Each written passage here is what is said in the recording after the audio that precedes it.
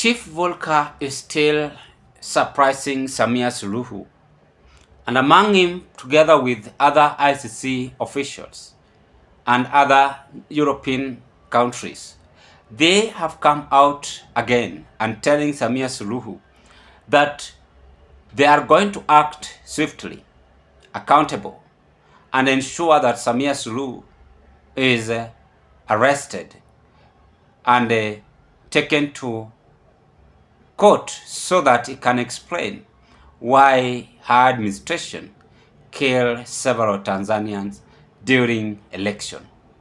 And now they have taken it this way, that it was not demonstration, it was election. And questioning Samia SULUHU, that was this demonstration, which people might be killed, of course, yes, or was this election? And if it was election, why did your administration tortured, murdered, or killed several people, yet they were not fighting at each other? Ladies and gentlemen, let's have a brief candid discussion of this, why these people are not distancing themselves to Samia SULUHU. Before I carry on, if you are first time viewer watching me in this channel, please do me a favor, take a 1 second, click that notification bell and subscribe to our YouTube channel. Like my video, share my video to our friends, family and relatives. And for those of you that subscribe to this platform, I want to say thank you for such a great support. I don't take it for granted. Remember, our aim is to make it at now 14K subscribers, and that is our aim. I want to say thank you for your continued support. Ladies and gentlemen, Samia SULUHU also did a wrong thing, and I vividly repeated it here, that if I was Samia SULUHU, then I could allow Tanzanians to exercise their right. You know, in life you might do things thinking that people are not watching you. You might do things, you might say several things, but unfortunately not knowing that whatever you are doing in this world is being seen clearly, and people judge you according to what you are doing. So Samia SULUHU, on my side, is the worst president in East Africa, because Samia SULUHU violated the constitution in Tanganyika. She had no time to give the people of Tanganyika time to at least choose a leader whom they want. And in fact, a good example, during her inauguration, Samia SULUHU only welcomed Tanzanian army to make her serve an oath. And she did it well, but not allowing Tanzanians to come in large numbers and celebrate our victory. And I asked her administration that if she won that election, then she could have allowed Tanzanians to come and celebrate her victory, because people only celebrate you if you have at least shown them that you have won what they were expecting. That is why you always see people jumping left, right, and down, up and celebrating. The same way what happened to Uhuru Kenyatta when he was declared a winner. Of course, I'm just saying it. I know some of you will say he rigged. Of course, Kenya also, we are like that. But just a good example. We saw people celebrating. We saw Nyeri people celebrating. We saw several communities celebrating, more so parts of central Kenya. And even they came up with a song.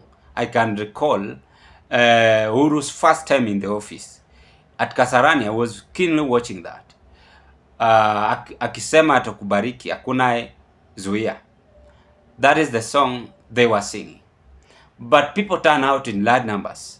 Uhuru did not call or did not pressurize Kibaki to allow army or GSU, whichever rank it is, to swan him in. But this one of Samia SULUHU is another story. First time she was working well after the death of the late John Pombe Magufuli. But now, when these people were having an election, in fact, she ordered the arrest of opposition. She murdered several people and even blocked the ICC officials, chased away the CNN. Unfortunately, the same CNN, I don't know where they gotten the evidence, proved to all nations that Samia Suluhu did an evil thing in Tanzania.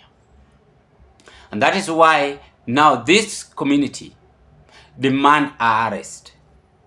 They have evidence enough to prove that Samia Suluhu violated the constitution. As we speak, today is 7th, 8th, Tuesday, people are demonstrating in Tanzania, demanding Samia Suluhu's removal. Look at that.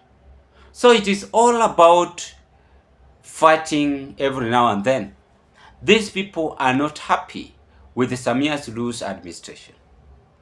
If you see people not celebrating your administration, then it means that they are tired of you and they are not having any interest. That is why I concluded here and said that if Samia Suluhu goes back to another election, she is not going to be re-elected again. She is not going to be re-elected again. In the ballot, it was Samia Suluhu Hassan. 3 names, 1 person. She competed herself in that general election. And the same woman really murdered people because she was after power. She has shown to the whole world that she is greedy and a heartless leader, a leader with no compassionate heart. Yet when we are being told here or being taught about characteristics of a good leader, we ought to learn them and put them on our toes. In any time things might go wrong, then you implement them. Why did she not implement all these characters? Yet she has been the head of state. So these people are not going to spare Samia Suluhu. And she is the only leader being seen as now enemy of progress. And that is why UK, Canada, US, Australia, Germany, all over those European countries, China, they have blockades in Tanzania because Samia Suluhu also speaks arrogantly. How many of you watched her video? How many of you watched her video? She speaks arrogantly and even not bothered. And I want to challenge her by saying that pride comes before a fall. You can say anything you want to say that, hatuwezi depend on ourselves kwa hawa watu, but inchi pia iwezi endelea bila kutegemea watu wengine. Kwa hii maisha pia huwezi jiendelea bila kujitegemea mtu mwingine. Hata kama atakuwa anakusaidia na 2%, you must appreciate that. You must show that person respect. Because you never know what might happen after you have done all those your theatrics in life. So ndio maana these people are saying enough is enough. We have spared you for long, but this time round you are not going to escape. You must prepare for such kind of a political bombshell. Ladies and gentlemen, what are your take as ICC and World Organization leaders goes bare naked to Samia Suluhu and demands arrest because she murdered Tanzanians? They have evidence and filing her arrest. I don't know if they are going to arrest her now or after leadership.